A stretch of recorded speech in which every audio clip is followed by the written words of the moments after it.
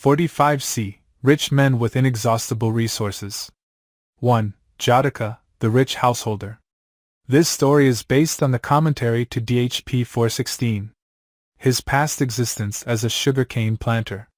In times past, prior to the time of Buddha Vipassi, who appeared 91 eons previous to the present aeon, there lived in the city of Braz 2 rich brothers who were sugarcane planters and who had a number of workers in the plantation. One day, the younger brother went to the plantation and cut up 2 stems of cane, one for himself and the other for his brother. He carefully wrapped the ends with leaves so as to contain the juice. In those times, sugar cane did not need to be crushed for its juice, but by merely cutting up the stem and hanging it up on one end, the juice flowed down freely. On his way home, he met a Kāḷavajīya who had just arisen from dwelling in the attainment of cessation and who, on reviewing the world, saw the younger of the 2 brothers as the person deserving his blessings since he was in a position to make a meritorious gift. Accordingly, he stood in front of the sugar cane planter, after having left his Ganhamadana abode, traveling through the air carrying his alms bowl and double robe. The householder was delighted to see the Kāḷavajīya and had great devotion to him. He asked the revered one to wait a moment on his shawl, which he placed carefully on a high spot. Then he requested him to tilt the alms bowl to receive the sugar cane juice, which he released by unwrapping the stem of the cane. The juice from one stem filled the alms bowl. The Kāḷavajīya drank the sugar cane juice. The householder, having enjoyed much satisfaction in his gift of the juice to the Kāḷavajīya, now thought of making a second gift of the cane which he had carried for his elder brother. I might pay its price to him, or if he refuses payment, perhaps I will share the merit with him, he thought to himself. He said to the Kāḷavajīya, Venerable sir, kindly tilt the alms bowl to receive the juice from another cane. He filled the alms bowl with the juice by unwrapping the second cane. Herein, the younger brother was carrying the cane for his elder brother who did not know about it. By using it as he liked, by giving it to the Kāḷavajīya, it never occurred to him that his elder brother might cut another stem for himself. Such was his honest, simple nature. The Kāḷavajīya, having taken the juice from the first cane, reserved that from the second one for a fellow Kāḷavajīya. As he remained still seated, the younger brother knew that the Kāḷavajīya was not going to take another drink. He made obeisance to him, and said, Venerable sir, for this offering of sugarcane juice, may I enjoy sensual pleasure in the Deva realm and the human world and ultimately realize the Dhamma that you have realized. The Kāḷavajīya said, May your wish be fulfilled. After saying words of appreciation for the offering in 2 verses beginning with these words, he rose into the air in the presence of the householder, and returned to the Mount Ganhamadana, where he offered the sugar cane juice to the 500 Kāḷavajīyas. He willed that this good deed be seen by the supporter. After witnessing the miraculous power of the Kāḷavajīya, the younger brother went to his elder brother, who asked him where he had been. He told him that he had been inspecting the plantation. The elder brother said, What use is your going on inspection since you do not even bother to bring a sample? The younger brother replied, Yes, brother, I did bring a cane for you, but I met a Kāḷavajīya on my way home and offered the cane juice to the Kāḷavajīya. After that I had an urge to make a further offering with the other cane, which was meant for you. I thought that I would pay you the cost of it, or else I would share the merit with you, and made another offering of the juice out of the other cane to the Kāḷavajīya. Now, brother, what do you say? Would you take the cost of the cane meant for you, or would you share the merit? What did the Kāḷavajīya do with your offering? He drank the first offering on the spot, and brought back the second one, which he offered to the 500 Kāḷavajīyas at the Ganhamadana monastery, where he returned by his psychic power. The elder brother was thrilled to hear the meritorious deed of his younger brother. He said, May my good deed, through my brother, result in the realization of the Dhamma which the Kāḷavajīya had realized. Thus, while the younger brother aspired to glorious existence in the Deva realm and the human world, and then the realization of Nibbana, the elder brother aspired to becoming an arhat straight away. These were the past aspirations of the 2 brothers. Another round of existence as householder brothers. The 2 brothers lived to the full lifespan of the times. After passing away from that existence, they were reborn in the Deva realm during the interim period of innumerable years, an infinite period between the time of Buddha Phassa and that of Buddha Vipassi. While they were still living in the Deva realm, Buddha Vipassi appeared in the world. They passed away from that Deva existence, and were reborn as two brothers in the family of a householder in Bandamati. The elder brother was reborn as the elder one and the younger as the younger again. The elder brother was named Sena, the younger, Aprajita, by their parents. When they came of age, they succeeded to their family estate. As they were managing the family affairs, there arose a clamor of noises throughout the city of Bandamati, such as, "Virtuous persons, the Buddha, the Dhamma and the Sangha have appeared in the world, like the sun and the moon. Give in generosity. Perform deeds of merit. Today is the 8th day of the month, an observance day, Upasatha. Today is the 14th day of the month, an observance day. Today is the 15th day of the month, an observance day. Keep the observance day precepts.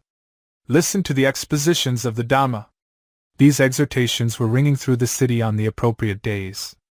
They were made by devout disciples of the Buddha, and the people would piously respond. In the morning, they would make almsgiving, and in the afternoon they would go to the Buddha's monastery to listen to his sermons. Sena joined the devotees in going to the Buddha's monastery to listen to his discourse. He sat at the end of the audience. Buddha Vipassi knew the devout tendency of Sena the householder, and taught a discourse in the usual graduated levels beginning from the merit in giving, the merit in morality, and so on. At the end of that discourse, Sena was so enthusiastic about taking up the religious life that he requested the Buddha to admit him into the Sangha. The Buddha said to him, "Lay supporter, are there relatives whose permission you need to obtain?" "Yes, venerable sir, I have," replied Sena. "If so, first get their permission." Then, Sena went to his younger brother Aprajita and said, "Younger brother, you become the sole successor to our family estate from now. But what are you going to do?" Aprajita queried. "I am going to become a monastic under the Buddha. Dear brother, since the death of our mother, I have regarded you as my mother. Since the death of our father, I have regarded you as my father. Our family estate is a vast one. You can do meritorious deeds living in the house. Do not go away to be a monastic. I have heard the Buddha's discourse. It is not possible to practice the doctrine perfectly as a householder. I must be a monastic now. Stay back, dear brother." Sena did not allow any further protestations and, leaving behind Aprajita, he went to Buddha Vipassi and was admitted into the Sangha, first as a novice, and later as a full-fledged monastic. With diligence in the monastic practice, he soon became an arhat. Donation of a perfumed chamber for Buddha Vipassi. Aprajita the householder celebrated his elder brother's going forth into the monastic life with big offerings to the Buddha and his Sangha for 7 days. Then, paying respects to his elder brother, he said, "Venerable sir, you have renounced the world for the sake of liberation from repeated existence. As for me, I have not been able to break the bonds of sense pleasures. Advise me as to what sort of meritorious deeds should be performed in a big way." "Good, good, you wise man," said Venerable Sena. "Build a private chamber for the Buddha." "Very well, venerable sir," responded Aprajita. He procured various kinds of choicest timber, from which he made posts for the building, and 7 kinds of precious metals were used to embellish each post for the building. The roofing also was embellished with the 7 kinds of precious metals. Portico to the Buddha's perfumed chamber. During the construction of the private chamber for the Buddha, Aprajita Jr., nephew of Aprajita the householder, asked his uncle to allow him to participate in the construction so as to have a share of merit. Uncle Aprajita refused, saying that he could not share the merit with anyone. Aprajita Jr., being repeatedly refused by his uncle to participate in the construction of the brick monastery, built a separate portico in front of the main building. That Aprajita Jr. was reborn as Mika the householder during the time of Buddha Gautama. His story will be told after this one. The grandeur of the Buddha's perfumed chamber. Special features of the brick monastery for use as the Buddha's private chamber included 3 big windows ornately finished with the 7 precious stones. Directly against each of them, Aprajita the householder dug 3 square lotus ponds of concrete beds which were filled with scented waters, and planted with the 5 kinds of lotus. The idea being to let the fragrant pollen from the lotus flowers constantly waft through the air towards the Buddha. The pinnacles were plated with gold sheets, and its peak was finished in coral. Its roofing was of emerald glass tiles. The pinnacle had the appearance of a dancing peacock with its feathers in full display. The compound of the monastery was filled with the 7 precious stones to a thickness knee-deep, some wrought as ornaments, some in their natural state. Donating the monastery to the Buddha. When the brick monastery was completed in all its grandeur, Aprajita the householder said to his elder brother, Venerable Sena, "Venerable sir, the brick monastery is finished. I would like to see it occupied by the Buddha as his private chamber. That would bring me much merit, I understand." Venerable Sena informed the Buddha about the wish of his younger brother. Buddha Vipassi rose from his seat, went to the newly built monastery, and seeing the whole compound filled with precious stones up to knee-deep, stood at the entrance. Aprajita the householder invited the Buddha to enter the monastic compound, but the Buddha did not move and remained standing at the entrance. Thrice the householder requested the Buddha to go in, but to no avail. On the 3rd time the Buddha glanced at Venerable Sena, who knew from that glance the Buddha's wish. So he said to his younger brother, "Go to the Buddha and say to the Buddha, Venerable sir, these precious stones will be solely my responsibility. May the fortunate one reside here without bothering about them." Hence, Aprajita the householder went to the Buddha, made obeisance to him with the hands, knees and forehead touching the ground, and said, "Venerable sir, just as men would leave the shade of the tree unconcernedly, or ferry across a river without thinking about the ferryboat they have used, so also, may the fortunate one enter and stay in the monastery unconcerned about these precious stones."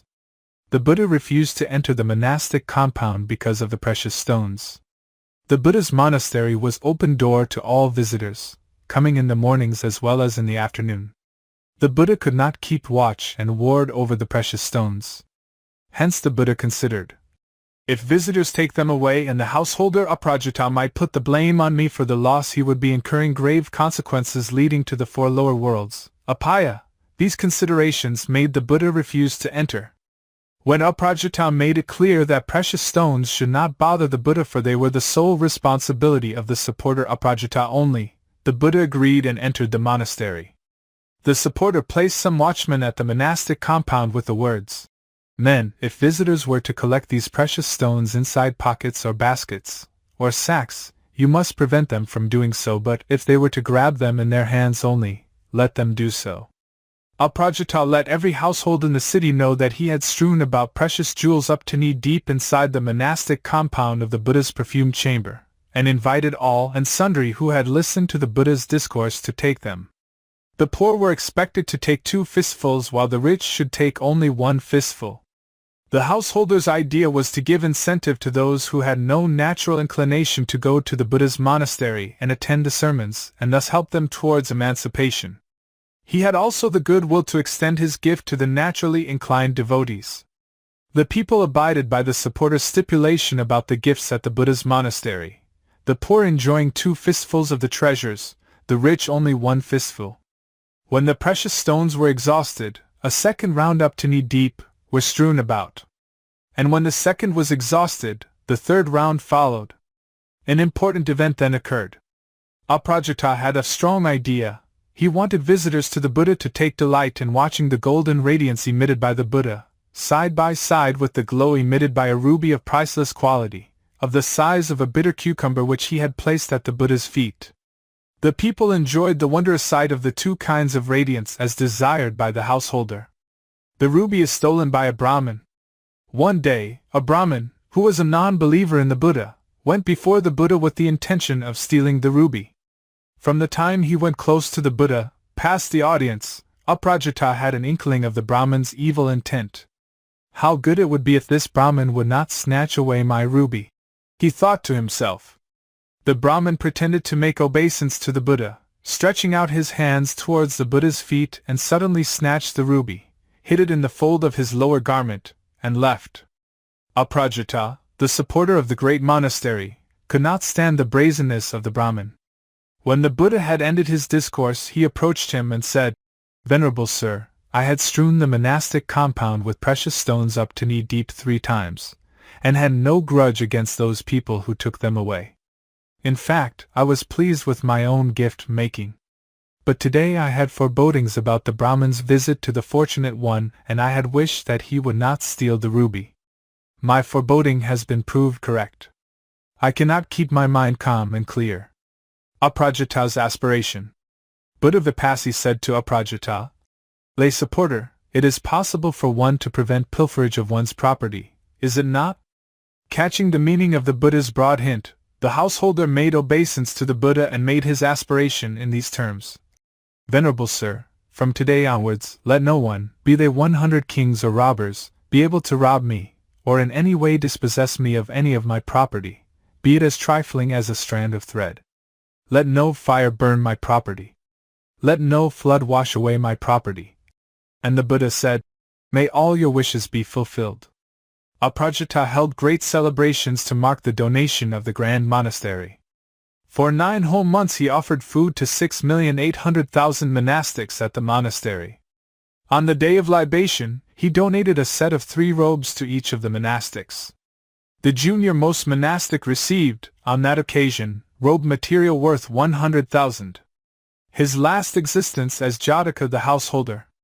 When Aprajita passed away after a lifetime of meritorious deeds, he was reborn as a deva.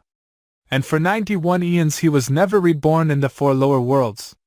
During the time of Buddha Gautama, he was reborn in the family of a rich householder.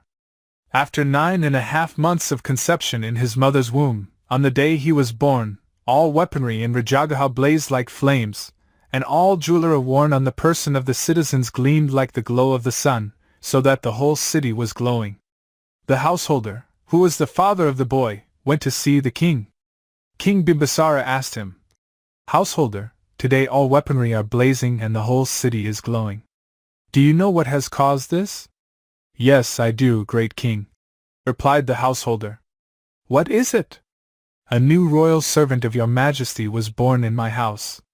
It is due to the great past merit of my infant son that this strange phenomenon has happened. How is it, householder? Is your son going to become a robber? No, great king, he will not become a robber. He is endowed with vast past merit. In that case, bring him up with care. Let him have 1,000 pieces of money for his nursing. From then onwards, the king gave 1,000 pieces of money every day towards the boy's upkeep. On the day of the boy's naming, he was given the name Jotika, luminous, signifying the glow that marked his birth. Sakka's creation of Jatika's house. When Jotika came of age, his parents cleared a site for building a house for him. At that moment, Sakka's crystal seat warmed up by way of signaling some event called for his attention. He reviewed the world and saw that people were marking out a site for building a house for Jotika. Sakka thought to himself, this man Jotika is no ordinary man who has to live in a house built by human hands. I must see to a proper residence for him. And he descended to the human world in the guise of a carpenter. He asked the men at the site, men, what is this all about? We are pegging out the house to be built for Jatika's residence. Then, make way, men, Jotika is not the kind of man who has to live in a house built by human hands. So saying, he intently looked at a stretch of land that was 14 acres wide. 1. The land became flat and smooth like a meditation device for meditating on the earth element. 2. Then Sakka, looking intently at the chosen site, willing in his mind, let there arise, opening up the earth, a 7-tiered mansion finished with the 7 kinds of precious stones. And instantly a 7-tiered mansion complete with the 7 kinds of precious stones arose, opened up the earth. 3. Next Sakka, looking intently at the mansion, willing in his mind, let there appear 7 walls finished with the 7 kinds of precious stones around the mansion. And instantly the 7 walls appeared around the mansion. 4. Next Sakka, looking intently at the walls, willing in his mind, let there appear wishing trees inside each of the 7 walls. And instantly there appeared wishing trees inside each of the 7 walls. 5. Next Sakka looked intently at the mansion and willed in his mind, let there appear 4 gold jars full of precious stones at each of the 4 corners of the mansion. And his wish materialized. In this connection, Jatika's 4 treasure jars are different from the treasure jars that usually appeared for bodhisattvas, in that in the latter case, the 4 jars were of various sizes at their mouths varying from 1 league in diameter, 3/4 league, 1/2 league, and 1/4 league. They had their bottoms reaching down to the base of the great earth. In the former case, the size of the mouths of the jars is not mentioned in the old commentaries, but they contain jewels about the size of palmyra fruits whose faces have been cut off. 6. At the 4 corners of the great mansion, 4 sugar-cane plants of solid gold appeared, each with a stem the thickness of a palmyra tree. The leaves of the trees were emerald. These trees bore witness to Jatika's immense past merit. The 7 entrances to the 7 walls were guarded by 7 Yaka generals with their armies. At the first gate, Yamakoi was in charge with 1,000 Yakas under him. At the second gate, Upala was in charge with 2,000 Yakas under him. At the third gate, Vajira was in charge with 3,000 Yakas under him. At the fourth gate, Vajrabahu was in charge with 4,000 Yakas under him. At the fifth gate, Kasakanda was in charge with 5,000 Yakas under him. At the sixth gate, Katha was in charge with 6,000 Yakas under him, and at the 7th gate, Disapamukha was in charge with 7,000 Yakas under him. King Bimbisara makes Jatika royal treasurer. When King Bimbisara heard the news of the Jatika phenomenon comprising the arising through the earth of the bejeweled 7-storied mansion, the 7 walls and its great gates, and the appearance of the 4 great gold jars, and so on, he made him the royal treasurer, and had all the paraphernalia of the office such as the white umbrella, etc., sent to him. From that time, Jatika was widely known as the royal treasurer. The lady who had been Jatika's partner in doing meritorious deeds in the past now happened to be reborn in the northern island continent.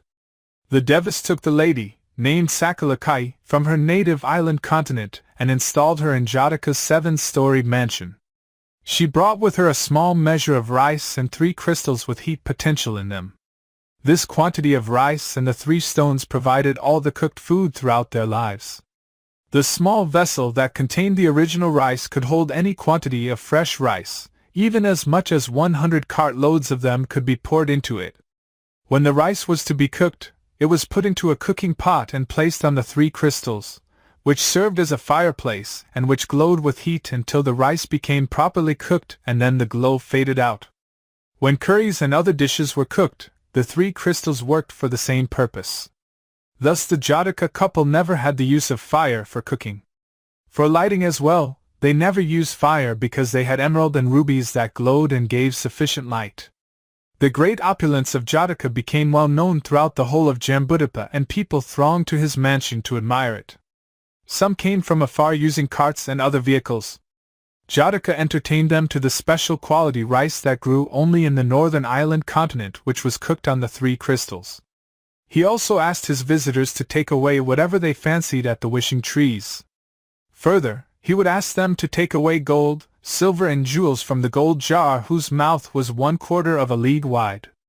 All visitors from Jambudvipa enjoyed Jatika's munificence. It is especially remarkable that the gold jar never depleted even for an inch, but always remained full to its brim. This wonderful phenomenon was the result of 1486, Jatika's munificence in his past life as Uprajata during the time of Buddha Vipassi, when he let the visitors to the Buddha's monastery to take away the 7 types of precious metals and precious stones strewn knee-deep about the precincts of the monastery repeatedly for 3 times. King Bimbisara visits Jatika's mansion. King Bimbisara wanted to go and see Jatika's mansion, but, during the earlier period, when there were many visitors making their visits and enjoying the munificence of Jatika, the king did not go there. Only when most people had been there and there were only a few visitors, the king gave word to Jatika's father that he would pay a visit to Jatika's mansion. The householder told his son about the king's intention, and Jatika said the king would be welcome. King Bimbisara went to Jatika's mansion with a big retinue. When he met a maid-servant who was a sweeper and refused scavenger at the first entrance, she extended her hand to the king as a welcoming gesture. But the king mistook her to be the wife of the treasurer Jatika and out of shyness did not hold her hand. At the later entrances too, although the maid-servants extended their hands to the king did not hold their hands for the same reason. Thus it is to be seen that at Jatika's residence even maid-servants had the appearance of the wives of the treasurer. Jatika welcomed the king and, after saluting him, followed him. The king dared not step on the emerald flooring, which seemed to him like a deep chasm. He had doubts about Jatika's loyalty, for he thought that his treasurer was plotting against him by digging a great pit. Jatika had to prove his innocence by saying, "Great king, this is no pit. Let me go ahead, would your majesty come after me?" Then only the king found that everything was well. He inspected the mansion, from the emerald flooring upwards at the great mansion. Prince Ajatasattu had nefarious thoughts at that time. Prince Ajatasattu was by his father's side, holding his hand. It occurred to young Ajatasattu thus: "How foolish my father is! For he lets his subjects enjoy a greater style of life than himself. The man of inferior caste is living in a bejeweled mansion, while the king himself lives in a palace built of timber. If I were king, I would never, even for a day, allow this rich man to live in this mansion." Even while the king was inspecting the grandeur of the upper stories, mealtime arrived. He said to Jataka, "Treasurer, we shall have our morning meal here." Jataka replied, "I know, great king. I have made all the arrangements for it." Then King Bimbisara took a bath with 16 potfuls of scented water. He sat on the seat usually used by Jataka. He was offered some water to wash his hands. Then a bowl of thick milk rice was placed before him in a golden bowl, which was worth 100,000 pieces of money. The king thought it to be a course of his meal and prepared to take it. Jataka said to him, "Great king, this is not for eating. It is placed here to warm the rice that is to come." The attendants of Jataka brought the rice cooked from the special rice from the northern island continent in another golden bowl, which was worth 100,000 pieces of money. They put the rice bowl above the bowl of milk rice, which provided constant steamy heat to the rice, thereby making it palatable throughout the meal. The king relished the delicious rice brought from the northern island continent so much so that he did not know when to stop eating. Jataka said to him after saluting him, "Great king, that should be enough. If you eat more you will not be able to digest it." The king said, "Are you making much of your rice?" Jataka replied, "Not at all, great king, for I am feeding the same rice to all members of your retinue. I only fear disrepute." "What kind of disrepute?" "If due to too much eating of this food, which is especially nutritious, your majesty would feel lethargic on the next day, then people might say that I had fed you with this food and that I might have drugged you with the food. In that case, clear the table. Give me the drinking water." After the king had finished his meal, all the members of his retinue were fed with the same rice. Then, a friendly exchange of pleasantries took place between the host and his king, whereupon the latter inquired after the wife of the host. "Don't you have a wife in your household?" "Yes, your majesty, I have a wife." "Where is she now?" "She is sitting in our private chamber. She does not come out because she does not know that your majesty has come." Jataka thought it only proper that his wife should come and meet the king and went to his wife, saying, "The king is paying us a visit. Ought you not see him?" Kāḷavajīya in her reclining posture in their private chamber replied, "My lord, what sort of person is a king?" "The king is the person who rules over us." Kāḷavajīya was not pleased to learn that, and did not want to hide her displeasure. So she said, "We had done meritorious deeds in the past in a wrong way. That is why we are being ruled over by someone. Our volition in the past in doing good deeds was not genuine, so that, although we are wealthy, we are born as subjects to someone. Our gifts must have been made without conviction about the law of productive deeds and their results. Our present state of being subjects of some ruler is the result of our practice of generosity with sham conviction. But now, what is expected of me?" Jataka said, "Bring the palm leaf fan, and fan the king." Kāḷavajīya obediently did as she was told. As she sat fanning the king, the odor that wafted from the king's headdress hurt her eyes and tears flowed from them. The king, seeing her tears, said to Jataka, "Treasurer, women folk are short of wisdom. She is weeping probably because she thinks the king is going to confiscate your property. Tell your wife that I have no design on your property. Let her mind be set at ease." Jataka said to the king, "Great king, my wife is not weeping. But why do those tears flow from her eyes?" "Great king, the odor coming from your majesty's headdress hurts her eyes, and so the tears fall. She has a most delicate constitution. She has never used fire in her everyday existence. She gets heat and light from crystals and gems. As for your majesty, you are used to the light of oil lamps, I presume. That's true, treasurer. In that case, great king, from now on, may your majesty live by the light of a ruby. And he presented the king with a priceless gem, the size of a bitter cucumber.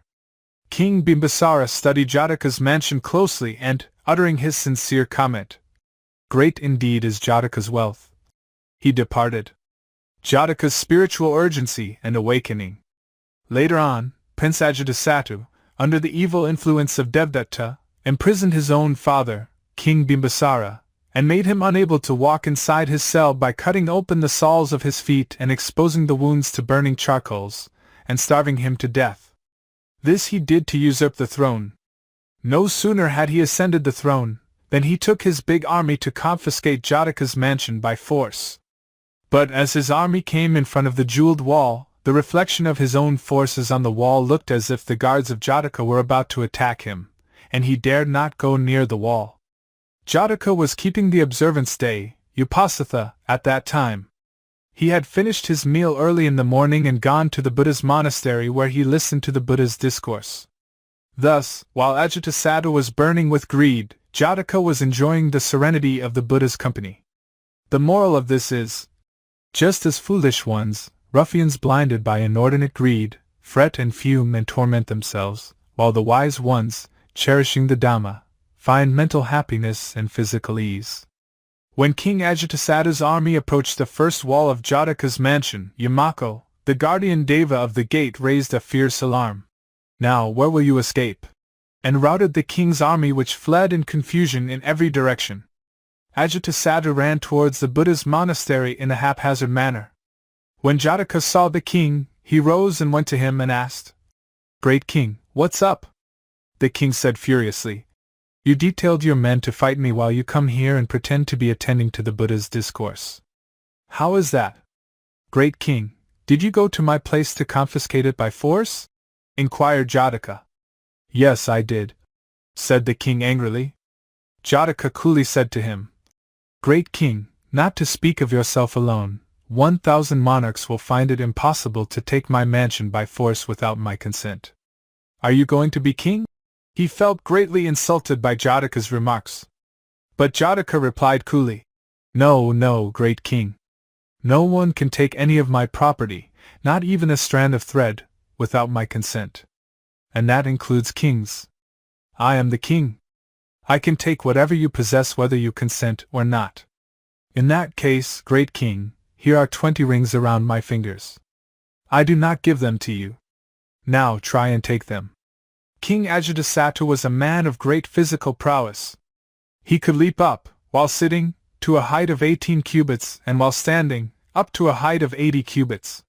He attempted to remove the rings from Jatika's fingers but was unable even to take one. His kingly dignity was thus gravely impaired. Jatika now said to him, "Great king, if you would spread out your dress I will show you."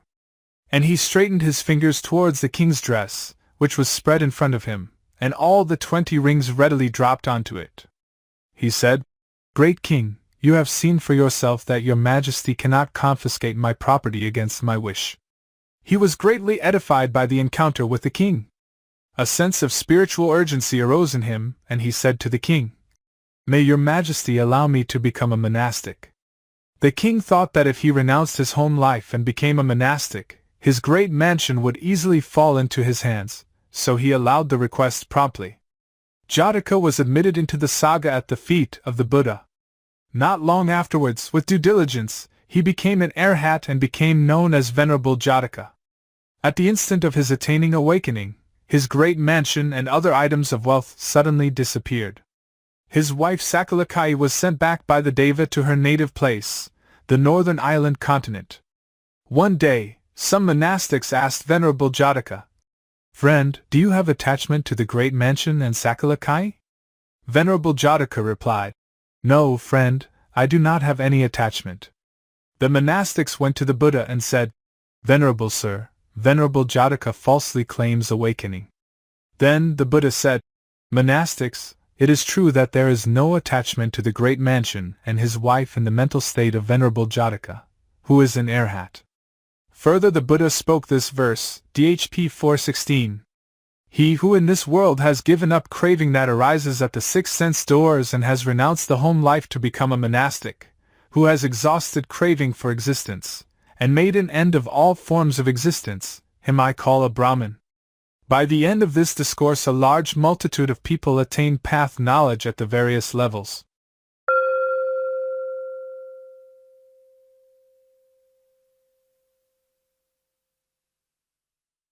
Two, Mika, the householder.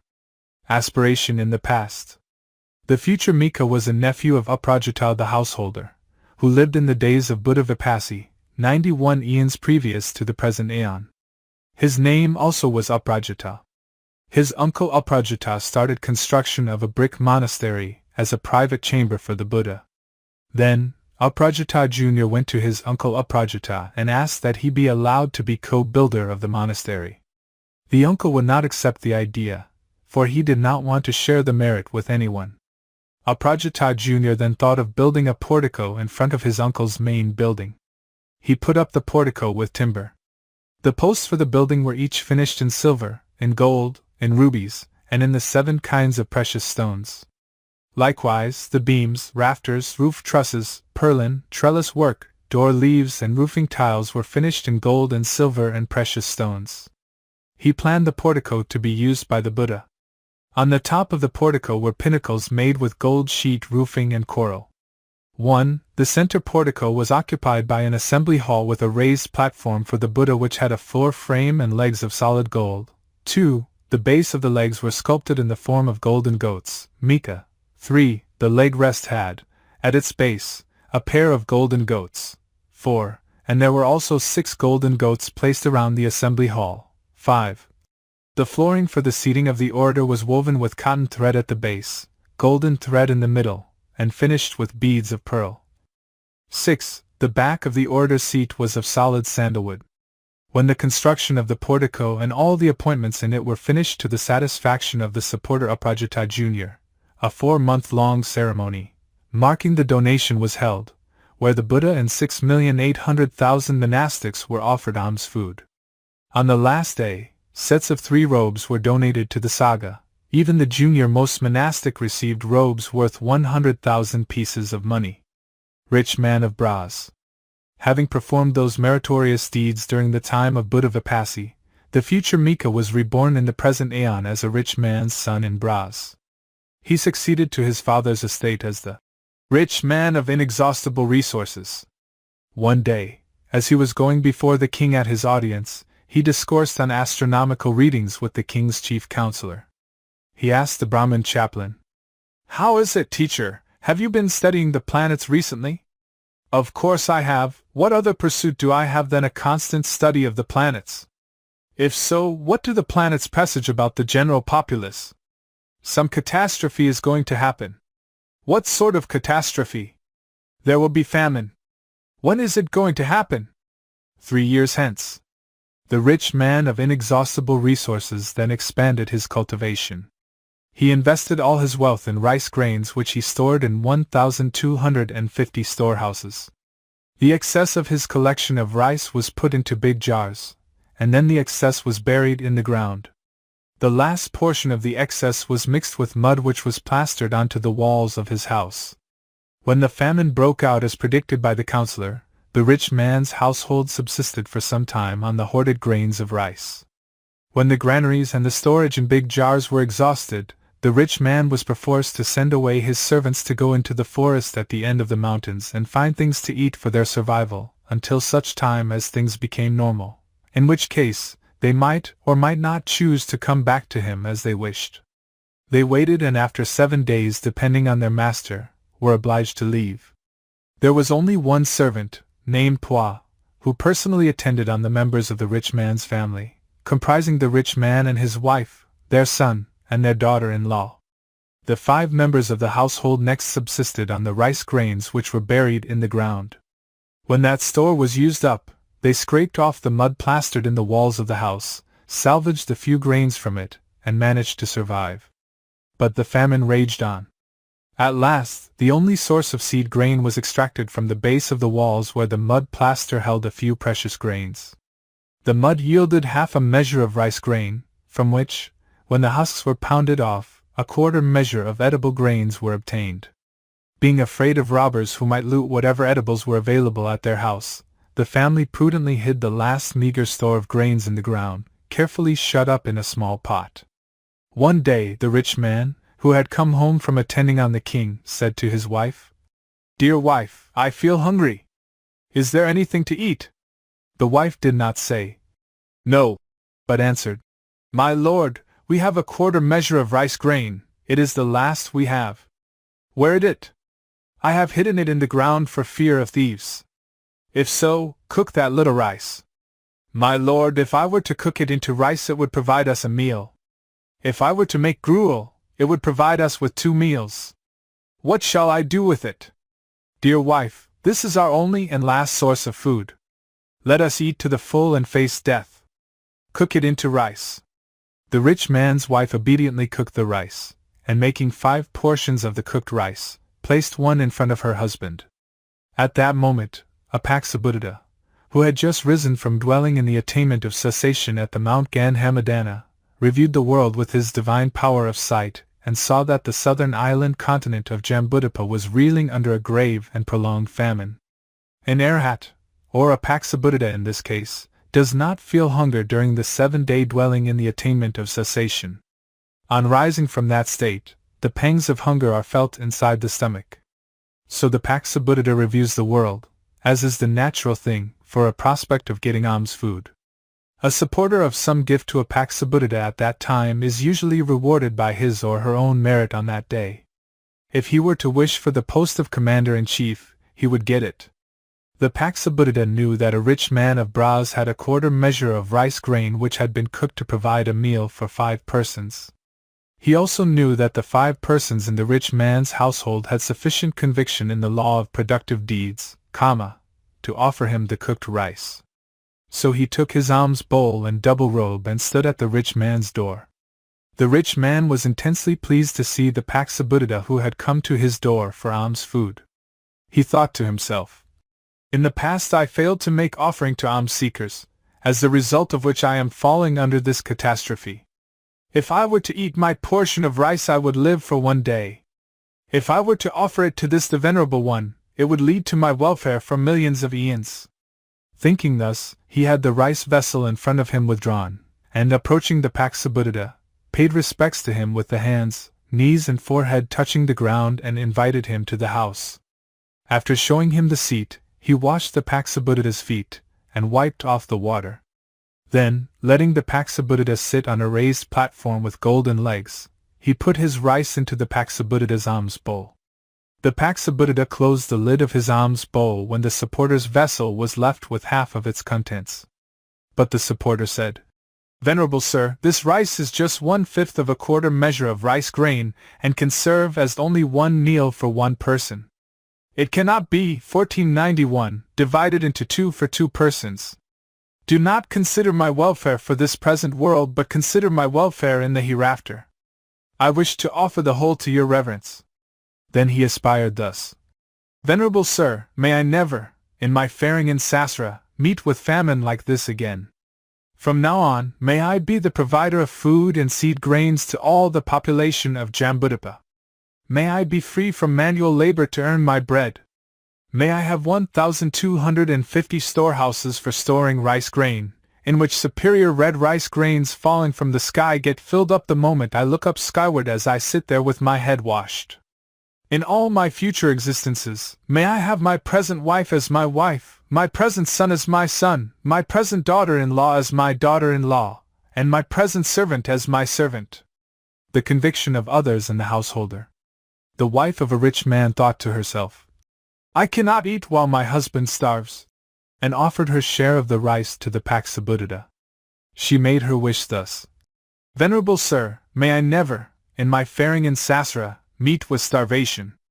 May I have a vessel of cooked rice which never gets depleted however much is taken from it by the populace of Jambudvipa, while I sit distributing the rice. In all my future existences, may I have my present husband as my husband, my present son as my son, and my present daughter-in-law as my daughter-in-law, and my present servant as my servant." The rich man's son also offered his share of rice to the Kāḷavajīya, and made his wish. May I never, in my faring in Sasra, meet with starvation. May I have a bag of silver coins containing 1,000 pieces, out of which I may distribute silver to everyone in Jambudapa, and may the bag remain as full as ever. In all my future existences, may my present parents be my parents, may my wife be my wife, and may our present servant be our servant. The rich man's daughter-in-law also offered her share of the rice to the Kāḷavajīya and made her wish thus. May I never, in my faring in Sasra, meet with starvation. May I have a basket of rice grain, out of which I may distribute rice to all the populace of Jambudapa, and may that basket never get depleted. In all my future existences, may my present parents-in-law be my parents-in-law, may my present husband be my husband, and may our present servant be our servant. The servant Pua also offered his share of rice to the Kāḷavajīya and made his wish thus. May I never, in my faring in Sasra, meet with starvation. In all my future existences, may all the present members of my master's family be my master. When I plow a field, may there appear 3 extra furrows on the left, and 3 extra furrows on the right of the main furrow in the middle, thereby accomplishing my work 7-fold, making a seed bed for sowing 4 baskets of seed grains. Pua could have wished for and become commander-in-chief if he so aspired to it. However, his personal ties with the rich man's family were so strong that he wished that in all his future existences his present masters be his masters. When the 5 supporters had made their respective wishes, the Kāḷavajīya said, May your wishes be fulfilled quickly. May all your aspirations come to full realization like the full moon. May your wishes be fulfilled in every respect. May all your aspirations come to full realization as with the wish-fulfilling gem. Having expressed his appreciation of the offerings, he made a wish that his supporters, for enhancement of their convictions, see him and his further actions. Then he rose into the air and went to the Mount Gan Hamadana, and shared the alms food he had collected with the 500 Kāḷavajīyas. The rice that was meant for the consumption of 5 persons was offered and satisfied the 500 Kāḷavajīyas, thanks to the supernormal powers of the original donor. This was witnessed by the 5 supporters whose devotion increased by leaps and bounds. The result experienced the same day. A remarkable thing now happened. At noon, the rich man's wife washed her cooking pot and put the lid on it. The rich man, who was suffering the pangs of hunger, dozed off. When he woke up in the evening, he said to his wife, Dear wife, I am starving. See if you could scrape out some bits of cooked rice from the pot. The wife was certain that not a tiny bit of cooked rice clung to the pot which she had washed clean. But she did not say so. Instead, she thought of opening the lid of the pot first before reporting to her husband. As soon as she removed the lid of the rice pot, she found the rice pot was filled with finely cooked rice, like a cluster of jasmine buds that filled the pot to its brim, and even causing the lid to rise. With joyous astonishment she breathlessly reported the strange phenomenon to her husband. Look, my lord, I washed the rice pot clean and covered its lid.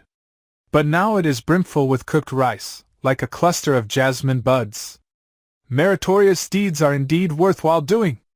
Alms-giving is indeed worthwhile doing. Now, my lord, get up and eat it in joy. The rich man's wife first served the rice to her husband and her son. When they had finished eating, she and her daughter-in-law ate it. Then she gave it to their servant Pua. The rice in the pot did not decrease any further than the first spoonful taken out. On that very day, all the granaries and jars were filled with rice grain again. The rich man announced to all the citizens of Braz that his house had sufficient rice grain and cooked rice for anyone to come and take it. And the people came and took it joyfully.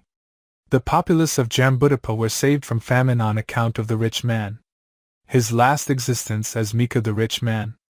After passing away from that existence, he was reborn in the Deva realm. From then onwards he fared in the Deva realm or the human world until the time of Buddha Gautama, when he was born into the family of a rich man in Badia. He married the daughter of another rich man. As the result of his having donated statues of golden goats to Buddha Vipassi, the rich man's compound behind the house, about 14 acres in area, was tightly occupied by solid gold statues of goats, which rose up from the ground. The mouths of the statues of the goats were adorned with small cotton balls the size of marbles in 5 colors. By removing these ornamental stoppers at the mouth, one could take out from the goats any article one wished, such as clothes or gold or silver, etc. A single goat statue could yield all the needs of the whole population of Jambudapa, such as ghee, oil, honey, molasses, clothing, gold, silver, etc.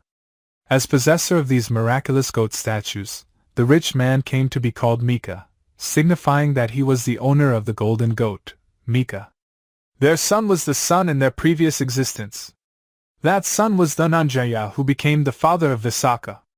Their daughter-in-law was the daughter-in-law in their previous existence. The wife of Mika was named Kandapaduma, the daughter-in-law, wife of Dhananjaya, was named Simanadevi, their servant was named Pwa. Reference may be made to chapter 45c on the lives of the female lay disciples, on Visakha, and concerning the details about Mika's household up to the point where Mika gained stream entry. It is important to note here that Mika the rich man, after attaining stream entry, consequent to his listening to a discourse by the Buddha, told the Buddha how he had been dissuaded by the ascetics of other faiths from visiting him, and how they denigrated him. Thereupon the Buddha said, "Rich man, it is the nature of people not to see their own faults but to fabricate other people's faults, and spread them about like a winnowing chaff." Further, the Buddha spoke this verse, DHP 252. Householder, it is easy to see the faults of others, but difficult to see one's own fault. Like the winnowing chaff in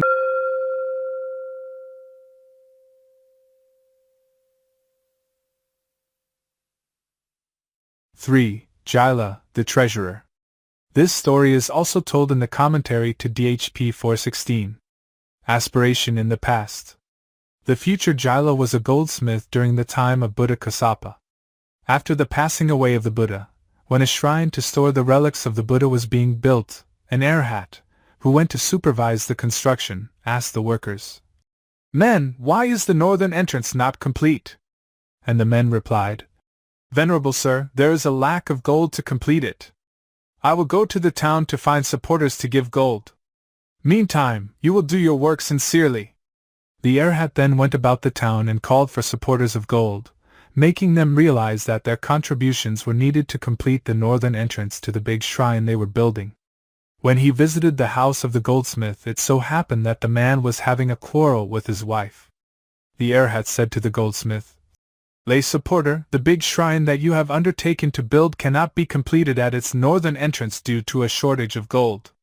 So it would be well if you could contribute some." The goldsmith, who was angry with his wife, said to the arhat, "Go and throw your Buddha image into the water." Thereupon his wife scolded him, "You have done a great wrong. If you are angry, you should have abused me, or beaten me as you please. Why do you vilify the Buddhas of the past, the future and the present?"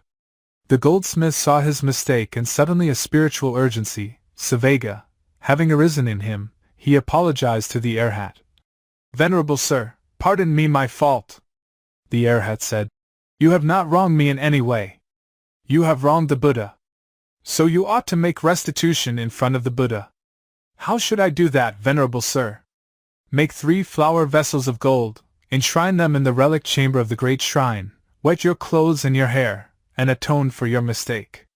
"Very well, venerable sir," the goldsmith said, and he started to make the gold flowers. He called his eldest son and said to him, "Come, son, I have vilified the Buddha, for which I am going to make restitution by making 3 bunches of gold flowers which are to be enshrined in the relic chamber of the great shrine. I would ask you to be a partner in this good work." The eldest son replied, "I did not ask you to vilify the Buddha. You did it on your own accord. So you go alone." The goldsmith then called his middle son and asked for his cooperation, who gave the same reply as the eldest brother. The goldsmith called his youngest son and sought his help.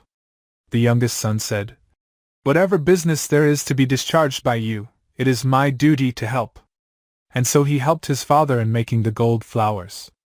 The goldsmith made 3 gold flower vessels, about half a cubit high, put gold flowers in them, and enshrined them in the relic chamber of the great shrine. Then, as advised by the arhat, he wetted his clothes and hair, and atoned for his grave blunder. This is how the future Jatila performed a meritorious deed. His last existence as Jatila, the treasurer. For his improper remarks concerning the Buddha, the goldsmith was sent adrift in the river for 7 existences.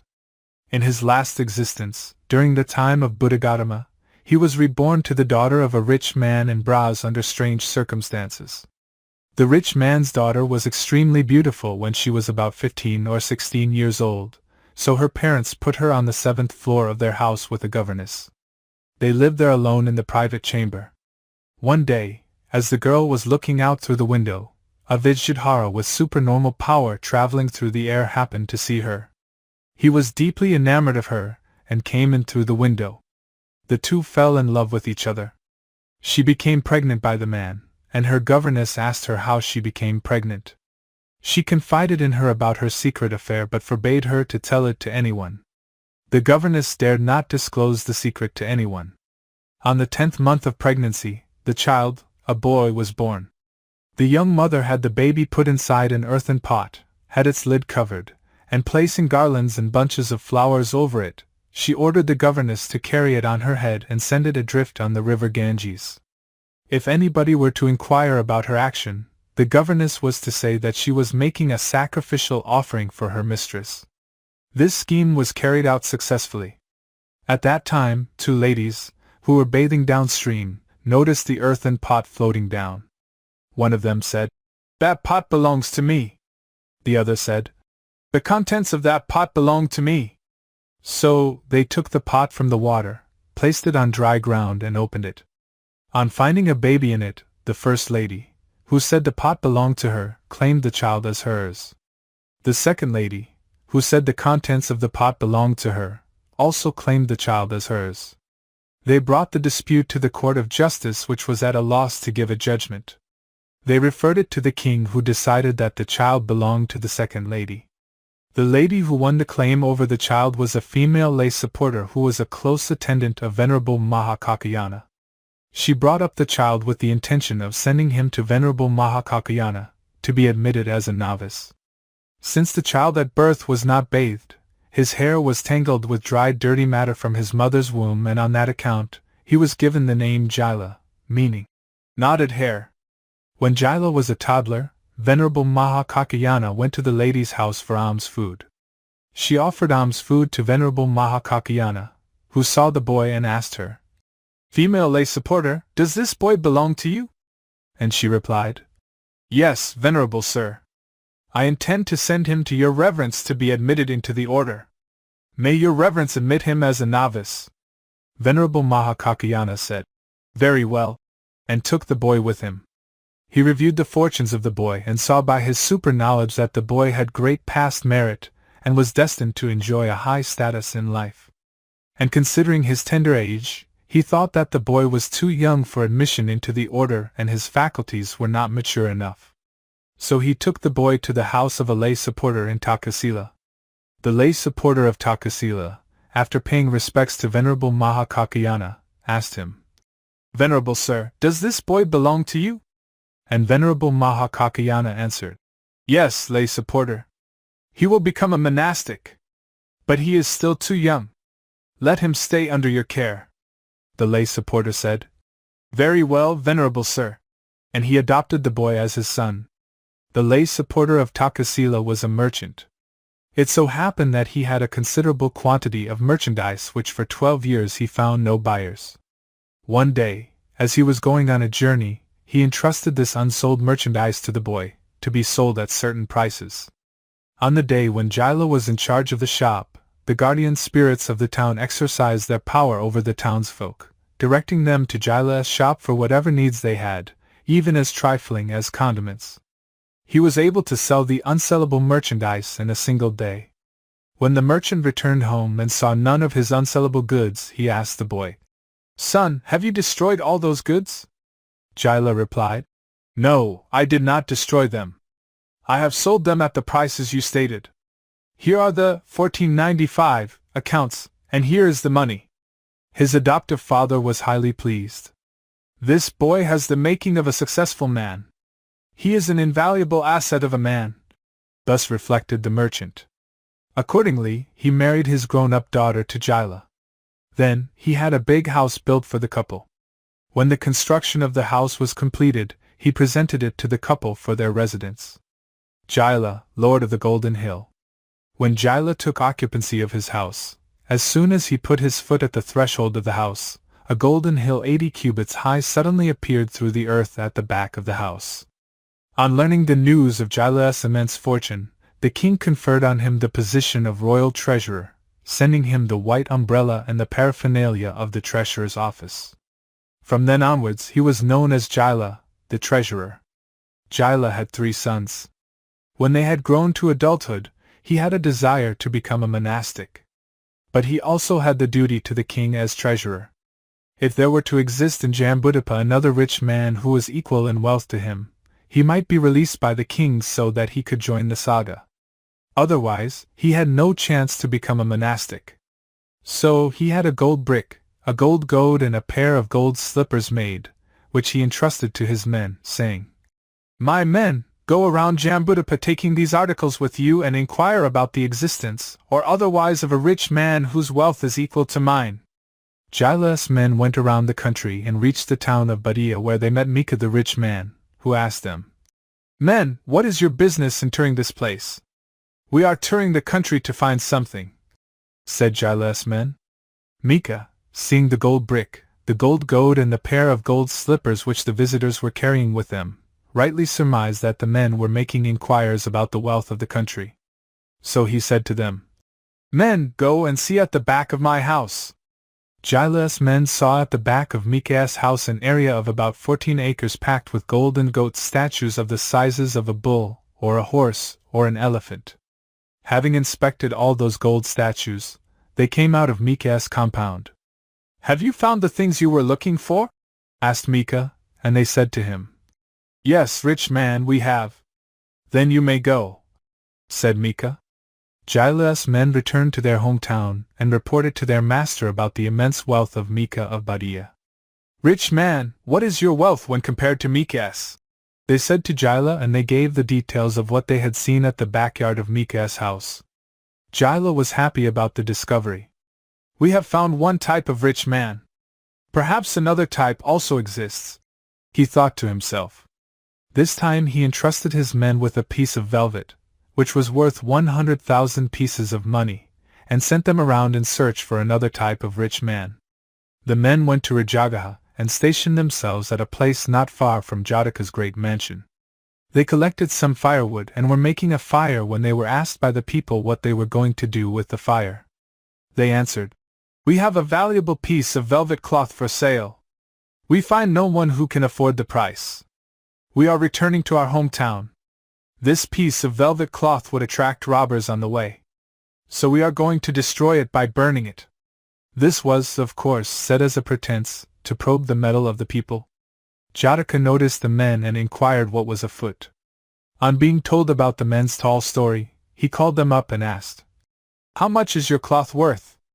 They answered, "Rich man, it is worth 100,000 pieces of money."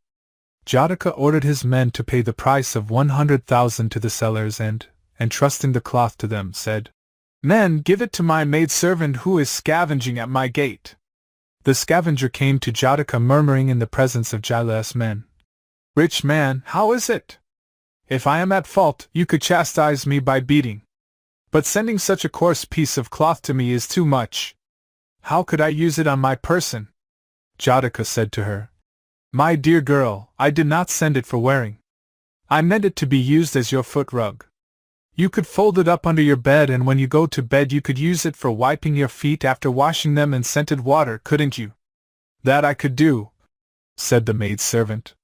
Jatila's men reported back their experiences in Rajagaha, and told their master, "Rich man, what is your wealth when compared to that of Jotika?" They said this to Jatila, and they described the marvelous grandeur of Jatika's mansion, his vast wealth, and his maidservant's remarks about the velvet piece. Jatila tests the past merits of his 3 sons. Jatila was overjoyed to learn about the presence, in the country, of 2 great rich men. "Now I shall get the king's permission to enter the saga," he thought, and went to see the king about it. Herein, The commentary does not specify the name of the king. However, in the commentary on the Dhamma verses, Dhammapada, in the story of Visakha, it has been said, "It is important to remember that within the domain of King Bimbisara, there were 5 rich men of inexhaustible resources, Jotika, Jatila, Mika, Pwaka and Kāḷavajīya." Hence the king here should be understood to mean King Bimbisara. The king said to Jatila, "Very well, rich man, you may go forth into the monastic life." Jatila went home, called his 3 sons, and handing over a pickaxe with a gold handle and diamond bit said to them, "Sons, go and get me a lump of gold from the golden hill behind our house." The eldest son took the pickaxe and struck at the golden hill. It felt like he was striking at granite.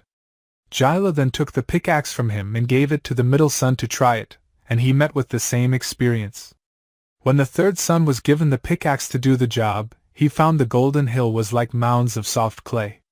Gold came off it in layers and lumps at his easy strokes. Jatila said to his youngest son, "That will do, son." Then he said to the 2 elder sons, "Sons, this golden hill does not appear on account of your past merit. It is the result of the past merit of myself and your youngest brother. Therefore, be united with your youngest brother and enjoy the wealth peacefully together."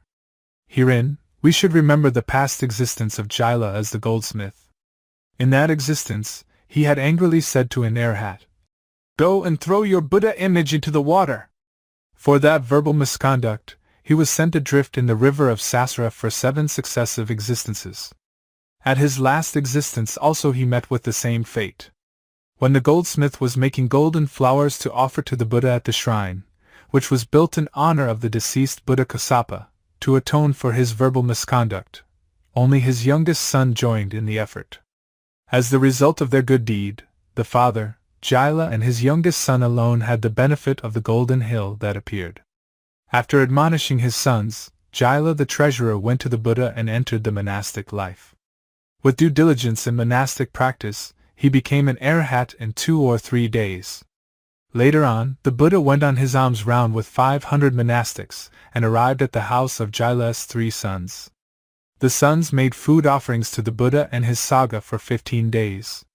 At the congregation of monastics in the assembly hall, monastics asked Venerable Jatila, "Friend Jatila, do you still have attachment today to the golden hill of 80 cubits in height, and to your 3 sons?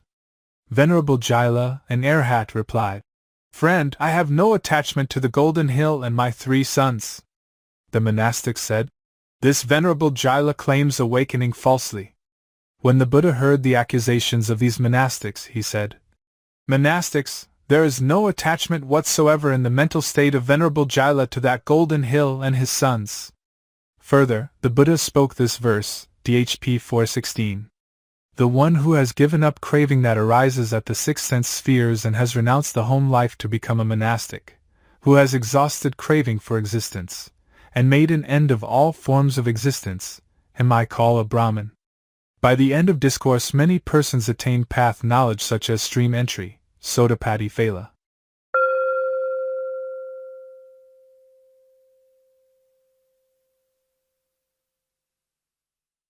4. Kāḷavajīya, a rich man. A brief account of Kāḷavajīya, a rich man, is found in the commentary to MN 101, which is reproduced here. During the time of Buddha Gautama, there lived in Rajagaha a poor man by the name of Kāḷavajīya. One day, his wife cooked a meal of sour gruel mixed with some edible leaves, for rice was not within their means. On that day, Venerable Mahakassapa, rising from dwelling in the attainment of cessation, reviewed the world, contemplating to whom he should bring his blessing. He saw Kāḷavajīya in his supernormal vision, and went to his door for alms food. Kāḷavajīya's wife took the alms bowl of Venerable Mahakassapa, and emptied her cooking pot into it. She offered her poor meal of sour gruel mixed with edible leaves to Venerable Mahakassapa, without keeping back anything for themselves, an offering that was, therefore, complete, nirvasisadana. Venerable Mahakassapa went back to the monastery and offered the gruel to the Buddha. The Buddha accepted just a portion of it, with which to satisfy himself, and gave the remainder to the 500 monastics who had enough to eat from that meal. Kāḷavajīya happened to be at the Buddha's monastery to beg for gruel. Venerable Mahakassapa asked the Buddha about the benefit that would result to Kāḷavajīya on account of the brave deed of sacrificing his food completely. And the Buddha said, 7 days hence Kāḷavajīya will get the white umbrella of the treasurer's office. He will be made a royal treasurer by the king. Kāḷavajīya heard these words of the Buddha and hastened home to tell his wife about it. At that time, King Bimbisara was on his inspection round and he saw a criminal tied on a stake outside the city. The man impudently said to the king in a loud voice, "Great king, I would request that a meal, which was prepared for your majesty, be sent to me." The king replied, "Ah, yes, I will." When dinner was being brought to the king, he remembered his promise to the criminal on the stake and ordered the officials concerned to find someone who would send his dinner to the criminal outside the city. The outside of the city of Rajagaha was infested with demons so that very few people dared to go out of the city by night. The officials went around the city announcing that 1,000 pieces of money would be awarded on the spot to anyone who would take the king's meal to the criminal on the stake outside the city. No one came out at the first round of announcements with the beating of the gong, and the second round also was fruitless. But at the third round, Kāḷavajīya's wife accepted the offer of 1,000 pieces of money. She was brought before the king as the person undertaking the king's mission. She disguised herself as a man and wielded 5 kinds of weapons. As she fearlessly went out of the city carrying the king's meal, she was accosted by Jatila, the guardian spirit of a palm tree, who said, "Stop there, stop! You are now my food."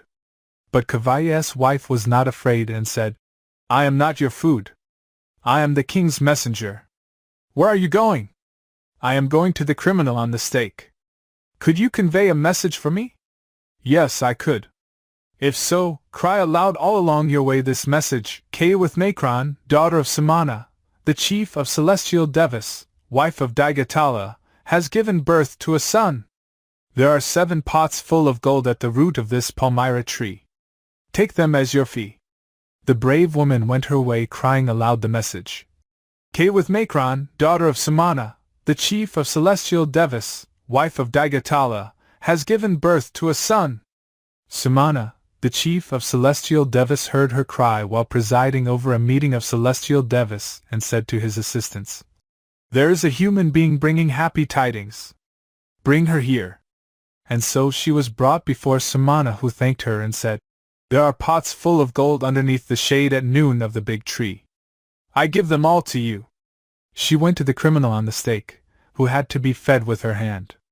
After taking his meal, when his mouth was wiped clean by the woman, he felt the feminine touch and bit her knotted hair so as not to let her go. The woman, being courageous, had presence of mind, she cut the hair knot with her sword and freed herself. She reported to the king that she had fulfilled her task. "What proof can you show that you have actually fed that man?" asked the king. "My hair knot in the mouth of that villain should be sufficient proof." "But I have further proof too," replied Kāḷavajīya's wife, and related her meeting with Jatila and Samana. The king ordered the pots of gold described by her to be dug up. All were found.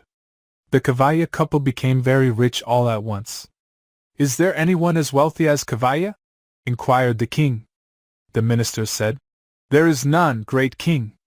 So the king appointed him as treasurer of Savatthi and gave him the paraphernalia, seal and title of office.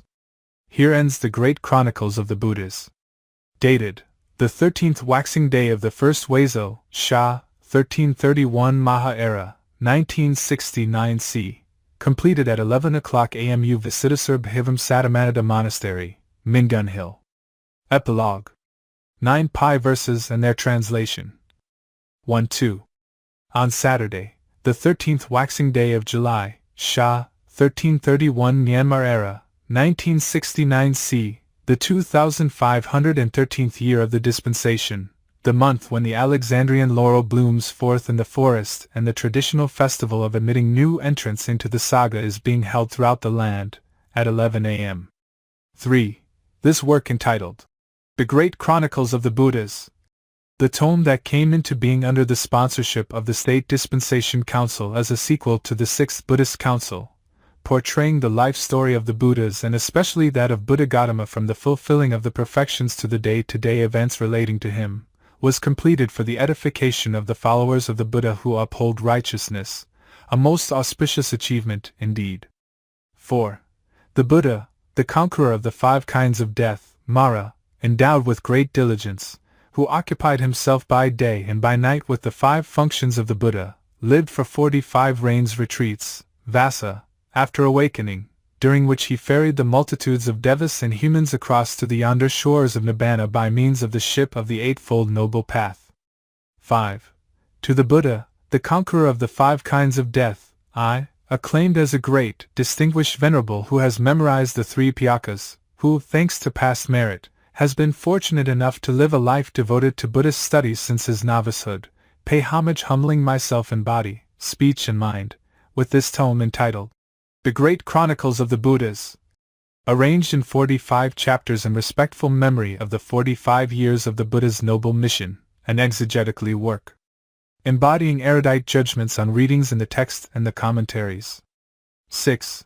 As the result of this work of great merit made by me with diligence, knowledge and conviction, may all sentient beings benefit from it, may they clearly understand through learning, reflecting and cultivating the Dhamma, the good doctrine expounded by the Supreme Lord of Righteousness for the welfare of the multitudes, for their happiness pertaining to the human world and the Deva realm, and the peace of Nibbana.